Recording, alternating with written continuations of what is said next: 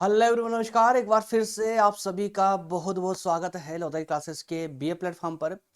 BA third year के अंतर्गत political science का सेशन हमारा चल रहा था, जिसमें हम बात कर रहे थे तुलनात्मक विश्व संविधान। और आज के सेशन में हम चर्चा करने जा रहे हैं तुलनात्मक विश्व संविधान के अंतर्गत चीन की न्यायपालिका की। जी हाँ दोस्तों, चीन में जितने भी न्यायपालिका का जो स्वरूप है, जिस प्रकार से उसका संगठन हुआ है, या कहें कि चीन की न्यायपालिका के अंतर्गत जो तीन विशेष प्रकार के न्यायालय हैं अर्थात कोर्ट हैं, उन पर हम आज डिटेल में और व्यवहारिक रूप से चर्चा करने जा रहे हैं। चीन के तीनों न्यायालय, जिनका नाम है सुप्रीम कोर्ट, लोकल कोर्ट और स्पेशल कोर्ट। ठीक है, बेसिकली आप जब भारतीय न्यायपालिका को पढ़ते हैं तो वहां पर भी आपको सुप्रीम कोर्ट पढ़ने को मिलता है, उसके बाद में हाई कोर्ट पढ़ने को मिलता है, और अधीनस्थ न्यायालय जिसमें डिस्ट्रिक्ट कोर्ट और सेशन कोर्ट आते हैं, है ना। तो इसी प्रकार से चीन में भी सुप्रीम कोर्ट, लोकल कोर्ट और स्पेशल कोर्ट तीन प्रकार की, या कहें कि यहाँ की या चीन की न्यायपालिका को तीन कैटेगरी में कैटेगराइज्ड किया गया है। आइए बढ़ते हैं सेशन में और इसको वन बाय वन करके समझेंगे। उससे पहले जो भी नए छात्र हैं, पहली बार सेशन को फॉलो कर रहे हैं, पहली बार इस प्लेटफॉर्म पर आए हैं, तो मैं आप लोगों को थोड़ा जानकारी के लिए बता दूं कि बीए के ऑलमोस्ट जितने भी सब्जेक्ट हो सकते हैं, लगभग लगभग सब्जेक्ट जो है इस प्लेटफॉर्म पर कवर करवा दिए जा चुके हैं। आपको यदि फॉलो करना है तो आप प्लेलिस्ट में, यदि आप जाते हैं तो प्लेलिस्ट में आपको ये सारे सब्जेक्ट पढ़ने को मिल जाएंगे और सब कुछ फ्री ऑफ कॉस्ट ही मिलेंगे। ठीक है ना। हर एक लेक्चर की डिस्क्रिप्शन में उसके पीडीएफ नोट्स भी अवेलेबल है, जिसे डाउनलोड करके आप रिवीजन लगा सकते हैं। इसके अलावा प्रतियोगी परीक्षाओं वाले छात्रों के लिए प्रज्ञान हिंदी नाम का नया यूट्यूब चैनल है, जो मेरे द्वारा स्टार्ट कर दिया गया है, जहां पर अभी फिलहाल करंट अफेयर की क्लासेस चल रही है, जो मॉर्निंग में पर डे आपको एक सेशन दिया जाता है डेली अपडेट के रूप में। इसके अलावा top 5000 all India GK series के नाम से वन लाइनर क्वेश्चन जो है, इन सभी सब्जेक्टों के वन लाइनर क्वेश्चन के रूप में एक सीरीज स्टार्ट की है। इसके अलावा इसी प्लेटफॉर्म पर जो सब्जेक्टों का आप लिस्ट देख रहे हैं, history, politics, geography, general science, environment, economy, ethics, Hindi, English, ये सारे सब्जेक्ट डिटेल में इस प्लेटफॉर्म पर आपको कुछ ही दिनों में इसकी क्लासेस भी देखने को मिलने वाली है, नोट्स के साथ में मिलने वाला वो भी। तो अगर आप प्रतियोगी परीक्षा की तैयारी कर रहे हैं या आगे करने का सोच रहे हैं, तो प्रज्ञान हिंदी को जाकर के ज्वाइन जरूर कर लीजिएगा। ठीक है, चलिए बढ़ते हैं, लेते हैं आज का ये इस सेशन का हमारा सिलेबस। इसी सिलेबस के अकॉर्डिंग आपकी क्लासेस चल रही है। और यदि सिलेबस की बात करूं तो यूनिट 4 जो है बहुत जल्दी हमारी अब कंप्लीट होने वाली है ना। यूनिट 4 में मात्र 2 टॉपिक आपके बचे हुए हैं, इसके साथ ही जल्दी क्लासेस कंप्लीट हो जाएगी। तो जैसा आप देख पा रहे हैं यहां पर यूनिट 4 में आज हम बात कर रहे हैं चीन की न्यायपालिका की। चीन की न्यायपालिका, कल वाले सेशन में चीन की जो कम्युनिस्ट साम्यवादी पार्टी है उस पर बात करेंगे, और बाद में हम चीन में लोकतंत्र की क्या हालत है उस पर चर्चा करेंगे। इसके साथ ही यूनिट 4 कंप्लीट हो जाएगी। यूनिट 5 में 5-6 टॉपिक इसमें बच जाते हैं, और जल्दी ही अब ये सेशन भी कंप्लीट जल्दी कवर होने वाला है। ठीक है ना। चलिए शुरू करते हैं। टेबल ऑफ कंटेंट में देख लेते हैं। जैसा मैं आपको बता चुका हूं कि जब चीन की न्यायपालिका की बात करते हैं तो चीन के जो 3 प्रकार के न्यायालय हैं, उन तीनों पर हमें चर्चा करनी होती है। 3 कौन कौन से? तो सबसे ऊपर टॉप पर जो न्यायालय आता है वो आता सुप्रीम कोर्ट, जिसे चाइना में सुप्रीम पीपुल्स कोर्ट बोला जाता है। सुप्रीम पीपल्स कोर्ट, हिंदी में सर्वोच्च जन न्यायालय। ठीक है ना, हिंदी में क्या हो जाए? सर्वोच्च जन न्यायालय, नाम याद रखिएगा। उसके बाद में जो दूसरी कैटेगरी आती है, जैसे भारत में हाई कोर्ट की दूसरी कैटेगरी है, हाई कोर्ट है ना, उच्च न्यायालय। उसी प्रकार से चीन में उच्च न्यायालय को स्थानीय जन न्यायालय कहा जाता है। सुप्रीम कोर्ट को सर्वोच्च जन न्यायालय, उसके बाद में उससे छोटे वाले कोर्ट जो हाई कोर्ट कैटेगरी में आते हैं उनको स्थानीय जन न्यायालय, जिसे इंग्लिश में लोकल पीपल्स कोर्ट। और तीसरी कैटेगरी में जिस प्रकार जो अधीनस्थ न्यायालय होते हैं, जो डिस्ट्रिक्ट कोर्ट होते हैं या सेशन कोर्ट होते हैं, उसे चीन में विशेष न्यायालय कहा जाता है। क्या? विशेष जन न्यायालय, स्पेशल स्पेशल पीपल्स कोर्ट। ठीक है ना। तो आप जो है चीन की न्यायपालिका के अंतर्गत ये 3 कोर्ट आते हैं, इनको यहीं पर क्लियर कर लीजिए। अगर यहां पर क्लियर हो गया, टेबल ऑफ कंटेंट वाले इस पेज में अगर पूरा फंडा आपका क्लियर हो चुका है ना, तो आगे टॉपिक में आपको कोई प्रॉब्लम आएगी ही नहीं, बिल्कुल स्मूथली चलने वाला है। ठीक है ना। तो ये जो 3 कोर्ट आप देख रहे हैं, तीनों कोर्ट पर हम वन बाय वन करके चर्चा करेंगे, ताकि तीनों कोर्ट की महत्व, उनका संगठन और उनके अधिकार जो भी है वो सब क्लियर होते चले, वो कुछ भी मिक्सअप ना हो। चलिए, रटने की आवश्यकता नहीं है और रटने का प्रयास भी मत कीजिएगा। एक बार अच्छे से टॉपिक को समझ लिया आपने तो कोई जरूरत नहीं पड़ेगी कुछ भी रटने की। और नोट्स, अगर आप नोट्स बना रहे हैं अभी लेक्चर देखते हुए, तो देखिए यार, आप अपनी क्षमता के ऊपर डिपेंड करता है आप बना सकते हो या नहीं। और यदि आपको कोई प्रॉब्लम फेस करनी हो रही हो तो आप अभी फिलहाल नोट्स बनाना छोड़िए, पहले लेक्चर को अच्छे से सुन लीजिए, और लेक्चर सुनने के बाद में डिस्क्रिप्शन में मैं आपको नोट्स प्रोवाइड करूंगा, पीडीएफ की लिंक दूंगा, वहां से पीडीएफ डाउनलोड करके फिर आराम से इत्मीनान से बैठ करके अपनी नोट्स बनाइएगा। वैसे तो जो कंटेंट में दे रहा हूं वो इतनी संक्षिप्त प्रकृति का है कि आपको नोट्स बनाने की जरूरत ही नहीं पड़ेगी। चलिए बात करते हैं हम चीन की न्यायपालिका को। जैसा मैंने आपको बताया कि जनवादी गणराज्य मतलब चीन के जो न्यायालय हैं उन्हें 3 प्रकारों में बांटा गया है। कितने? 3 प्रकारों में बांटा गया है। तीनों प्रकार के नाम मैं आपको आगे ही बता चुका हूं, सर्वोच्च जन न्यायालय, स्थानीय जन न्यायालय और विशेष जन न्यायालय। ये 3 प्रकार चीन के न्यायालय के हैं। तीनों को एक एक करके आइए समझते हैं। दोस्तों दरअसल इस न्यायालय जिसकी हम बात कर रहे हैं, इस न्यायालय की रचना कानून द्वारा, या ऐसा समझिए चीन में जो न्यायपालिका है ना, न्यायपालिका के अंतर्गत न्यायालयों की स्थापना की गई है। तो इन न्यायालयों की जो रचना हुई है वो संविधान के द्वारा नहीं, बल्कि संविधान के द्वारा पावर मिलने पर कानून बना करके राष्ट्रीय जन कांग्रेस ने कानून बनाया, और उस कानून के आधार पर न्यायालय की स्थापना की गई है। जैसे यदि हम कंपेयर करते हैं भारत से, भारत के संविधान से कंपेयर, भारत के सुप्रीम कोर्ट से कंपेयर करें, भारत के न्यायालय से कंपेयर करें, तो हम भारत में देखते हैं कि भारत की जो न्यायपालिका है, मतलब कि जो सुप्रीम कोर्ट, हाई कोर्ट और अधीनस्थ न्यायालय है ना, डिस्ट्रिक्ट कोर्ट वगैरह, तो ये सारे न्यायपालिका के अंतर्गत जितने भी न्यायालय आते हैं उन सबकी व्यवस्था भारतीय संविधान में की गई है पहले से ही। तो इसमें कोई विशेष छेड़खानी सरकार के द्वारा नहीं की जा सकती। लेकिन चीन में ऐसा नहीं है। चीन की न्यायपालिका का बंदोबस्त चीन के संविधान में नहीं किया गया है, विशेष रूप से याद रखिएगा। चीन की जो सरकार बनती है वो सरकार ही न्यायपालिका से संबंधित कानून बनाती है। तो यहां पर एक कॉमन सेंस लगाइए कि चीन का जो न्यायपालिका है, सुप्रीम कोर्ट हो या हाई कोर्ट हो या डिस्ट्रिक्ट कोर्ट हो, ये सारे न्यायालय जो है वो सरकार के अंडर में काम करते हैं, मतलब सरकार के प्रति जवाबदेह होते हैं, क्योंकि सरकार ही कानून बना करके इसके निर्माण को, इसके अधिकारों को प्रभावित कर सकती है। तो यहां पर यही कहा गया है कि चीन में जो न्यायालय हैं उनकी रचना कानून के द्वारा की गई है। किसके द्वारा? कानून बना करके की गई है। और प्रत्येक वर्ग के न्यायालय का अपना एक अध्यक्ष होगा, और उसका कार्यकाल 5 वर्ष फिक्स किया गया है। ध्यान दीजिएगा दोस्तों, प्रत्येक वर्ग के, चाहे वो सुप्रीम कोर्ट हो, चाहे वो डिस्ट्रिक्ट कोर्ट हो या चाहे वो हाई कोर्ट हो, तीनों ही जो स्तर है न्यायालय के, तीनों ही स्तरों में एक एक अध्यक्ष होगा, और प्रत्येक अध्यक्ष का कार्यकाल 5 वर्ष का होगा। ठीक है, बाकी की कहानी पूरी में विस्तार से बताऊंगा। सबसे पहले हम बात करते हैं सर्वोच्च जन न्यायालय, मतलब कि चाइना के सुप्रीम कोर्ट की। क्या है चाइना का सुप्रीम कोर्ट दोस्तों? तो ध्यान से सुनते चलिएगा, जहां जहां पर जो की पॉइंट है ना वहां मैंने हाईलाइट किया हुआ है। सुनिए, दरअसल सर्वोच्च जन न्यायालय जो है चीन का, ये चीन का सबसे बड़ा न्यायालय है। जैसे कि भारत में सुप्रीम कोर्ट सर्वोच्च न्यायालय, इसी प्रकार से चीन का सबसे बड़ा न्यायालय सर्वोच्च जन न्यायालय है। लेकिन यह बात हमेशा याद रखिएगा, भले ही चीन का यह सबसे बड़ा न्यायालय है, सुप्रीम कोर्ट है, लेकिन भारत के सुप्रीम कोर्ट की तरह इसके पास शक्तियां नहीं हैं। क्यों? क्योंकि भारत का सुप्रीम कोर्ट स्वतंत्र है, क्योंकि संविधान ने उसे स्वतंत्रता दी हुई है। लेकिन चीन के संविधान में के द्वारा चीन के सुप्रीम कोर्ट को स्वतंत्रता नहीं दी गई है। वह वहां की सरकार, मतलब कि जनवादी कांग्रेस के प्रति उत्तरदायी होता है। क्लियर हो पा रहा है ना? तो सर्वोच्च जन न्यायालय चीन का सबसे बड़ा न्यायालय होता है, और इस न्यायालय में एक अध्यक्ष होगा, एक उपाध्यक्ष होगा और कुछ अन्य न्यायाधीश होंगे। ये बात आप लोग विशेष रूप से याद रखिएगा। और यहां का जो अध्यक्ष होगा, उस अध्यक्ष का कार्यकाल कितना होगा दोस्तों? 5 वर्ष का होगा। ये मैं पहले भी आपको बता चुका हूं। इसके अलावा इस अध्यक्ष का निर्वाचन कौन करेगा? भाई ये अध्यक्ष 5 वर्ष के लिए तो आएगा, लेकिन आएगा कैसे? क्या जनता के द्वारा सीधे चुन करके आएगा या कोई और निर्वाचित करेगा? तो एग्जैक्टली कोई और निर्वाचित करने वाला है। कौन करेगा? जिसके अंडर में, जिसके प्रभाव में ये काम करेगा, उसके द्वारा इसका निर्वाचन किया जाएगा। मतलब ये हुआ कि चीन की जो न्यायपालिका है या चीन का जो सुप्रीम कोर्ट है, उसका एक अध्यक्ष होगा, और उस अध्यक्ष का निर्वाचन 5 वर्ष के लिए वहां की सरकार, मतलब कि जनवादी कांग्रेस के द्वारा किया जाएगा। क्लियर हुआ? तो यहां के अध्यक्ष का निर्वाचन कौन करेगा दोस्तों?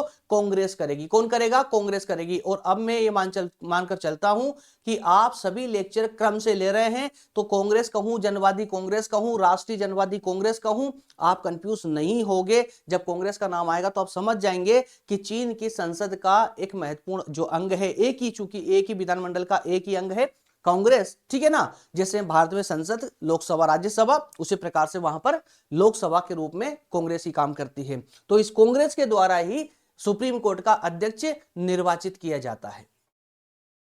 अब इसके अलावा हमने यहां देखा था कि एक अध्यक्ष होगा, बाकी उसके बाद में एक उपाध्यक्ष होगा और अन्य न्यायाधीश होंगे।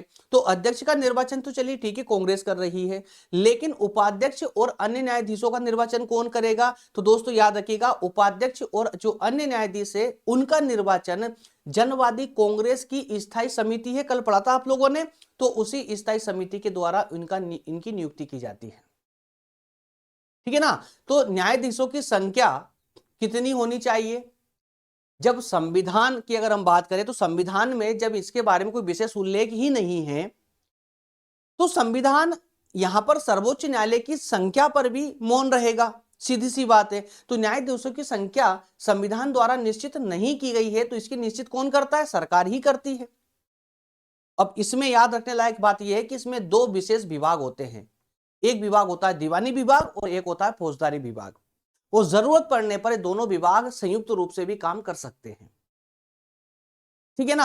हाँ, ऐसा नहीं है कि दो ही विभाग होंगे, इसके अलावा कुछ अन्य विभाग भी होते हैं, लेकिन जो महत्वपूर्ण विभाग होते हैं वो दीवानी और फौजदारी। अगर दीवानी प्रकार के, सिविल प्रकार के, सिविल प्रकृति के अगर कोई मामले आते हैं तो वो दीवानी विभाग में सोल्व किए जाएंगे, और यदि क्रिमिनल टाइप के कोई विवाद आता है तो फौजदारी विभाग के पास चले जाएंगे, वहां सोल्व होंगे। क्योंकि चीन का सबसे बड़ा न्यायालय है, इसलिए हल अलग अलग विभाग होना जरूरी है। अब यहां पर एक बात मैं अभी नोट करवा दूं, चीन में जितने भी न्यायालय हैं, हर न्यायालय के पास में ये दोनों विभाग है, चाहे वो स्थानीय स्तर का हो, चाहे, है ना, स्थानीय स्तर का हो, चाहे फिर वो सुप्रीम कोर्ट हो, हर एक न्यायालय के पास में दोनों विभाग होना कंपलसरी है। तो दीवानी और फौजदारी दोनों विभाग प्रत्येक न्यायालय के पास पाए जाते हैं। लेकिन खैर अभी हम सुप्रीम कोर्ट की बात कर रहे हैं, सुप्रीम पीपल्स कोर्ट की बात कर रहे हैं, तो यहाँ की क्या क्या याद रखना है आप लोगों को? ये चीन का सबसे बड़ा न्यायालय है, इसमें एक अध्यक्ष होता है जिसका निर्वाचन राष्ट्रीय जनवादी कांग्रेस के द्वारा 5 साल के लिए किया जाता है। इसके अलावा एक उपाध्यक्ष और अन्य न्यायाधीश होते हैं जिनका निर्वाचन या नियुक्ति जनवादी कांग्रेस की स्थायी समिति के द्वारा किया जाता है। इस न्यायालय के सदस्यों की संख्या या न्यायाधीशों की संख्या जो है संविधान के द्वारा निश्चित नहीं की गई है, इसका निर्णय सरकार ही लेती है, अर्थात कि जनवादी कांग्रेस या स्थायी समिति लेती है। इसमें दो विभाग विशेष रूप से होते हैं, दीवानी और फौजदारी विभाग, आवश्यकता के अनुसार अन्य विभाग भी होते हैं।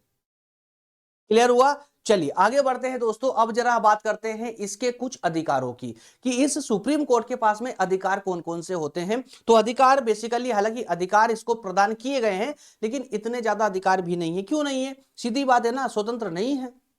भारत के सर्वोच्च न्यायालय की तरह चीन का सर्वोच्च न्यायालय स्वतंत्र नहीं है, सरकार के अंडर में रहकर काम करता है, इसलिए इसके पास में ज्यादा अधिकार नहीं है।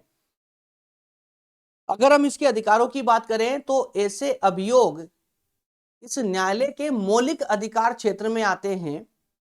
ऐसे अभियोग, कौन से अभियोग? जिसे कानून बनाकर के चीन की सरकार ने कह दिया हो कि इस फलानी प्रकृति का अगर कोई विवाद आता है, कोई अभियोग आता है, तो वो सीधे सुप्रीम कोर्ट के पास ही जाएगा।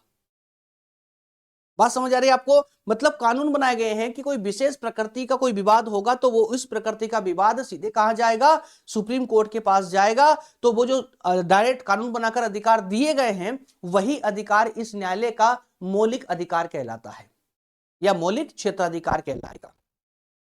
इसके अलावा अन्य अधिकारों में बात करें तो इसके जो नीचे वाले जो न्यायालय हैं, कौन से? हाई कोर्ट, है ना, हाई कोर्ट, जिसे उच्चतर न्यायालय कहा जाता है, उच्चतर न्यायालय या लोकल कोर्ट कहा जाता है, लोकल, है ना, लोकल पीपल्स कोर्ट। तो लोकल पीपल्स कोर्ट या विशेष न्यायालय, ठीक है, स्थानीय न्यायालय या विशेष न्यायालय, ये दोनों इसके नीचे के कोर्ट हैं। तो इन दोनों के द्वारा दिए गए निर्णय या आदेश के विरुद्ध अपील इस न्यायालय में की जा सकती है। जैसे कि भारत में देख लीजिए आप, चाहे वो सेशन कोर्ट का मामला हो, चाहे हाई कोर्ट का मामला हो, भारत के सभी न्यायालयों के निर्णय के विरुद्ध आप अपील कहां कर सकते हैं? सुप्रीम कोर्ट में कर सकते हैं। इसी प्रकार से चीन में भी ये व्यवस्था है, कोई कंफ्यूजन की जरूरत नहीं है। इसके अलावा चीन का सर्वोच्च न्यायालय अपने निम्न न्यायालयों की कार्यों की देखभाल भी करता है। बस ये कुछ कुछ अधिकार मात्र ये दिए गए हैं। छोटे न्यायालय की अपील सुनना है ना, और कुछ विशेष क्षेत्राधिकार सौंप दिया गया है कि भाई इस क्षेत्र से संबंधित कोई विवाद आता है तो सीधे सुप्रीम कोर्ट में ही जाएगा। बस ये कार्य या ये अधिकार इसको दिए हैं। अब यदि इन कार्यों की या इन अधिकारों की समीक्षा करें हम, तो हम बिल्कुल ये स्पष्ट रूप से ये कह सकते हैं कि भारत या अमेरिका के जो सर्वोच्च न्यायालय के पास जो शक्ति है, उसके सामने चीन के न्यायपालिका या चीन के सुप्रीम कोर्ट के पास में कोई शक्ति नहीं है ना। क्यों नहीं है? क्योंकि सबसे बड़ी सुप्रीम कोर्ट की सबसे बड़ी शक्ति होती है कौन सी? न्यायिक पुनरावलोकन की शक्ति। न्यायिक पुनरावलोकन की शक्ति मतलब सरकार ऐसा कोई कानून नहीं बना पाएगी जो संविधान के विरुद्ध हो, जनता के मूल अधिकारों के विरुद्ध हो। ये शक्ति सुप्रीम कोर्ट के पास नहीं है। इसीलिए ये भारत और अमेरिका के सुप्रीम कोर्ट की स्थिति के सामने इसकी स्थिति बहुत ही कम हो जाती है, निम्नतर हो जाती है।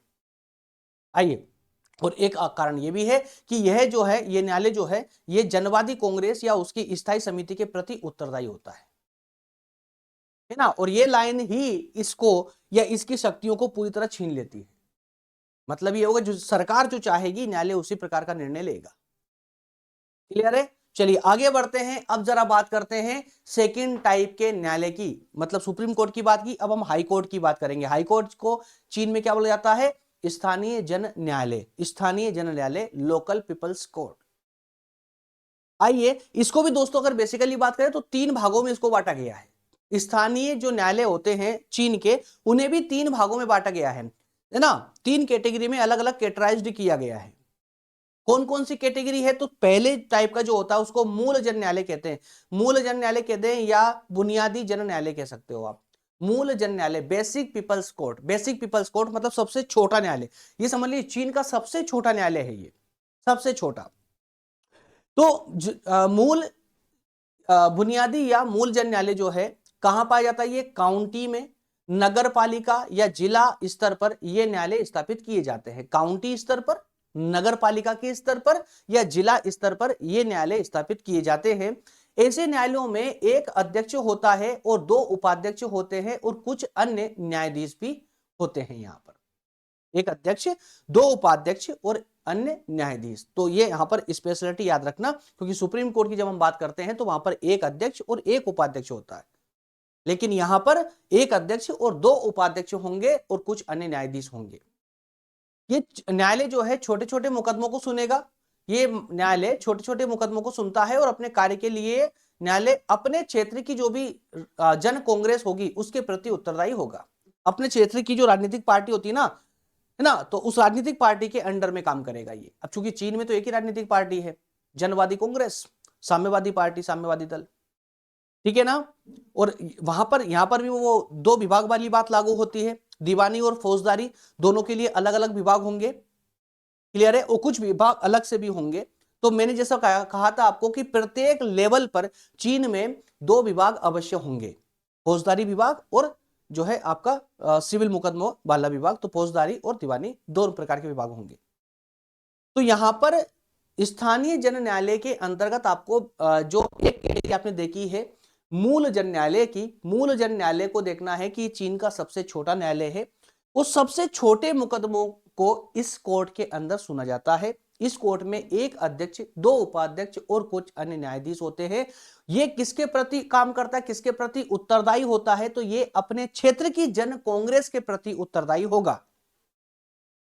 इसके अंदर अगर दूसरे टाइप की बात करें तो वो दूसरा टाइप आता मध्यवर्ती जन न्यायालय, मतलब मूल जन न्यायालय से थोड़े से ऊपर की लेवल का, है ना। तो इसको थोड़ा सा ऊपर की लेवल का है, तो जैसे प्रांत या जो स्वायत्त प्रदेश है चीन में, या केंद्र सरकार के अधीन जो नगर पालिकाएं आती है उनमें ऐसे थोड़े बड़े लेवल पर इनको स्थापित किया जाता है।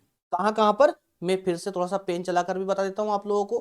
प्रांतों में, यह जो स्वायत्त प्रदेश है वहां पर जैसे हमारे यहाँ पर भारत में प्रत्येक राज्य क्या स्वायत्त राज्य, केंद्र शासित प्रदेशों को छोड़ दे तो केंद्र शासित प्रदेशों पर सीधा शासन कौन करती है? केंद्र सरकार करती है। बाकी सभी राज्यों पर वहां की राज्य सरकार शासन करती है।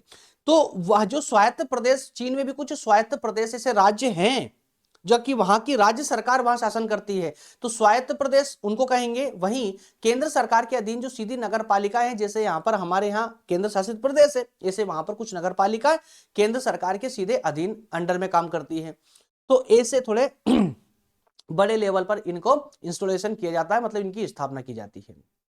इसमें क्या होगा, तो इन न्यायालयों में एक प्रधान होता है, एक या दो उप प्रधान होते हैं। अध्यक्ष नहीं कहेंगे, यहां पर क्या कहेंगे? एक प्रधान, एक या दो उप प्रधान, और इसके अलावा खंड के मुख्य न्यायाधीश, खंड के मुख्य न्यायाधीश और अन्य न्यायाधीश। तो यहां पर जो अधिकारी होते हैं वो 4 वर्गों में बटे होते हैं। एक प्रधान होता है जैसे कि अध्यक्ष, और एक या दो उप प्रधान होंगे जैसे कि उपाध्यक्ष। ठीक है, इसके बाद में यहां पर खंडों के मुख्य न्यायाधीश होंगे, साथ ही साथ में अन्य न्यायाधीश भी होते हैं। एक सेकेंड,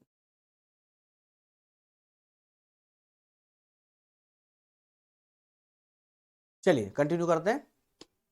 क्लियर हुआ? और इसके बाद में अगर बात करें, इसके अगर न्यायालय की बात, इसके अधिकार की बात करें दोस्तों, तो यहां पर आप पढ़ पा रहे हैं कि मूल जन न्यायालय जो है, मूल जन न्यायालय जो निर्णय देता है, मतलब ये वाला न्यायालय, ये मूल जन न्यायालय जो निर्णय देगा, उस निर्णय के विरुद्ध अपील इस न्यायालय में की जा सकती है। ठीक है, इसीलिए कहा मैंने कि मूल जन न्यायालय से ऊपर का न्यायालय होता है मध्यवर्ती जन न्यायालय, और मूल और मध्यवर्ती दोनों ही न्यायालय से और ऊपर का एक न्यायालय और है जिसको हम कहते हैं उच्चतर जन न्यायालय, मतलब कि वास्तविक हाई कोर्ट।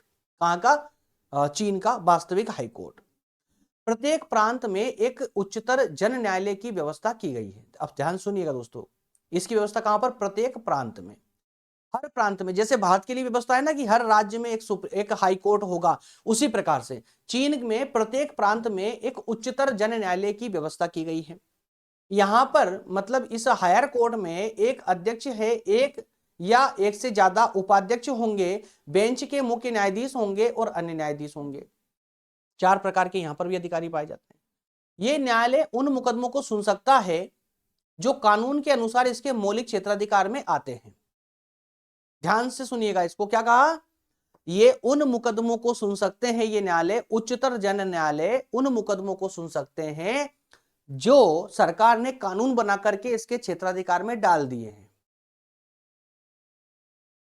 और इसके अलावा ये अपने से नीचे के न्यायालय के निर्णयों के विरुद्ध भी अपील सुन सकते हैं। Is it clear? उम्मीद करता हूं तीनों कैटेगरी वाले तीनों न्यायालय क्लियर हो चुके हैं। अब बात करेंगे हम तीसरे न्यायालय की। तीसरा न्यायालय कौन सा था? विशेष जन न्यायालय। विशेष जन न्यायालय है ना। तो सबसे पहले सुप्रीम कोर्ट, उसके बाद में हमने देखा हायर कोर्ट, और उसके बाद में देखा लोकल कोर्ट। और लोकल कोर्ट को ही क्या कहा जा रहा है यहां पर? विशेष जन न्यायालय। विशेष जन न्यायालय, ठीक है। तो विशेष जन न्यायालय, ये विशेष जन न्यायालय मतलब विशेष न्यायालय होते हैं, ये थोड़े हटके होते हैं। हटके बोले तो कैसे? सैनिक न्यायालय, सेना से संबंधित जो विवाद होंगे इस न्यायालय में सुने जाएंगे। रेल परिवहन संबंधी जो न्यायालय जो विवाद होंगे वो इस न्यायालय के अंतर्गत आएंगे। इसके अलावा जल परिवहन संबंधी कोई विवाद है तो वो भी इस न्यायालय में सुना जाएगा। ठीक है ना। और इसके संगठन की रूपरेखा, मतलब अगर कहीं इसका निर्माण की बात करें तो निर्माण किसके द्वारा? तो ये स्थायी समिति के द्वारा इसका निर्माण किया जाता है, इसका निर्धारण किया जाता है। इसके पास कौन से अधिकार होंगे, कितने अधिकारी इसमें बैठेंगे, कौन न्यायाधीश होगा, ये सारी बातें कौन डिस्कस करता है, कौन तय करता है? तो कांग्रेस की स्थायी समिति। इस प्रकार के न्यायालय प्रशासनिक स्तर पर सर्वोच्च जन न्यायालय के अधीन होते हैं। प्रशासनिक स्तर पर देखा जाए तो सीधे ये सुप्रीम कोर्ट के अंडर में काम करते हैं। क्लियर है? तो दोस्तों यहां पर आपको विशेष रूप से बात याद क्या रखना है, यहां पर जो हमने 3 कैटेगरी के न्यायालय देखे, सुप्रीम कोर्ट, ठीक है, सबसे ऊपर कैटेगरी वाला। उसके बाद में हमने स्थानीय न्यायालय देखे। स्थानीय न्यायालय के अंदर भी हमने 3 प्रकार देखे न्यायालयों के, जो कि पूरे चीन में न्यायपालिका के क्षेत्र में सबसे महत्वपूर्ण भूमिका अदा करते हैं। और विशेष जन न्यायालय सिर्फ 2-4 कैटेगरी को लेकर के ही ये विवाद सुनते हैं, जैसे सेना के संबंधी, रेल या जल विवाद संबंधी जो मामले आते हैं वो इसके अंदर आते हैं। और ये उत्तरदायी की बात करें तो सीधा किसके प्रति उत्तरदायी होता है, किसके अधीन में होता है ये, तो ये सुप्रीम कोर्ट के अधीन काम करता है डायरेक्टली। तो इसका निर्माण या इसके संरचना या रूपरेखा जो है राष्ट्रीय जन कांग्रेस की स्थायी समिति के द्वारा इसका संगठन किया जाता है। आज बस यही था दोस्तों। उम्मीद करता हूं चीन की न्यायपालिका की जो 3 कैटेगरी हमने बात की, तीनों कैटेगरी आपको इजीली समझ आई होगी। कल वाले सेशन में हम बात करेंगे चीन की कम्युनिस्ट पार्टी पर। जी हां, चीन की कम्युनिस्ट पार्टी पर पूरे विस्तार से, डिटेल में और एकदम व्यवहारिक रूप से जैसे आज हमने चर्चा की, इसी प्रकार से कल वाले सेशन में भी हम चर्चा करेंगे। ओके फ्रेंड्स, स्टूडियो की लाइट जा चुकी है लेकिन लेक्चर फिर भी मैंने कंटिन्यू किया है कैमरे को ऑफ करके। माफी चाहूंगा, कभी हो जाता है यार, दरअसल क्या है कि इंस्ट्रूमेंट अभी इतना एडवांस इंस्ट्रूमेंट नहीं है हमारे पास में आपको फ्री क्लासेस देने के कारण, क्योंकि फ्री क्लासेस है ना तो थोड़ा सा आप समझ पाएंगे आप लोग भी, ठीक है। इंस्ट्रूमेंट भी थोड़े से इतना व्यवस्थित नहीं है, इवन अभी तक जो है यहाँ पर एक इन्वर्टर तक नहीं है स्टूडियो में, तो थोड़ी सी ये समस्याओं को फेस करना ही होता है, तो थोड़ा बहुत एडजस्टमेंट आपको करना पड़ेगा, है ना। बाकी निश्चिंत रहे, कंटेंट को लेकर के या क्वालिटी को लेकर के मैं कभी भी कंप्रोमाइज नहीं करूंगा। कंटेंट की क्वालिटी को लेकर कभी कंप्रोमाइज नहीं होगा। वीडियो की क्वालिटी में कंप्रोमाइज हो सकता है लेकिन कंटेंट की क्वालिटी में कभी कंप्रोमाइज नहीं होगा। कंटेंट में आपको उसी प्रकार का दूंगा जो एग्जाम के दृष्टिकोण से आपके लिए बहुत ज्यादा बेनिफिशियल हो, बहुत ज्यादा महत्व का हो। ओके फ्रेंड्स, चलिए मिलेंगे नेक्स्ट सेशन में। डिस्क्रिप्शन में पीडीएफ की लिंक दे दी गई है, आप चाहे तो डाउनलोड कर सकते हैं। और यदि आप चाहते हैं कि सभी पीडीएफ आपको एक ही स्थान पर मिल जाए तो उसके लिए आपको हमारे टेलीग्राम और व्हाट्सएप ग्रुप को ज्वाइन करने की आवश्यकता होगी, जिसकी लिंक आपको मैंने डिस्क्रिप्शन में दे रखी है। सेशन यदि अच्छा लगा है, आप लोगों के लिए हेल्पफुल हो रहा है, तो लाइक जरूर कर दिया करें जाने से पहले, क्योंकि आपने लेक्चर लिया है ना, मेरे द्वारा दी गई सेवा आपने ली है, तो एक थैंक्स बोलना तो बनता है। और थैंक्स आप स्पेशली कैसे बोल सकते हो, तो लाइक का बटन दबा करके आप थैंक्स बोल सकते हो, ठीक है ना। तो कमेंट में थैंक्स बोलने की आवश्यकता नहीं है, आपको थैंक्स बोलना है तो लाइक का बटन दबा दीजिए, थैंक्स मेरे पास आ जाएगा। इसके अलावा चैनल पर नए हैं और आप चाहते हैं कंटिन्यू मेरे साथ पढ़ना, तो व्हाट्सएप और टेलीग्राम ग्रुप को ज्वाइन करने के अलावा इस चैनल को भी सब्सक्राइब कर लीजिए और आप बन जाइए इस लोधाई क्लासेस ग्रुप के एक अन्य सदस्य। मिलेंगे अगले सेशन में। बहुत बहुत धन्यवाद। Thank you so much.